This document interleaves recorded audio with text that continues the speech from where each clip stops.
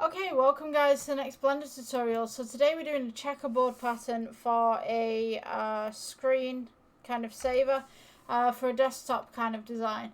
So what we're going to do is go to add and we'll do plane. You want to scale this out. And what we're going to do, make sure that it's pretty much scaled out. You want to go ahead, view, align view and align camera to view. Okay, so we've got this nice little board here, we've got this, and then we want to move the light towards the camera. So I'm just going to press G, just move this forward. So, when we get onto the shading tab, let's go view, let's go camera.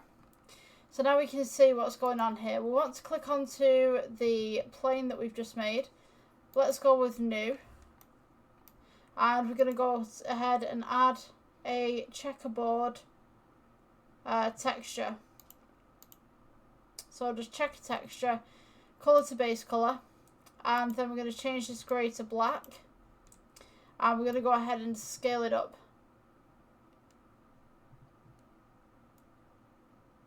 So we've got this nice little texture going on. So what we're going to do now is we're just going to click render, and you'll notice that we get this kind of pattern. So we're going to go to render engine and go to cycles, and this is what we're going to get for cycles. I'm also going to go to the world settings. I'm going to change this grey out to a black.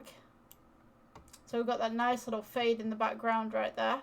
And what I'm going to do is I'm going to change the light, wherever it's gone, to a kind of drop down light. So let's see, let's go with light.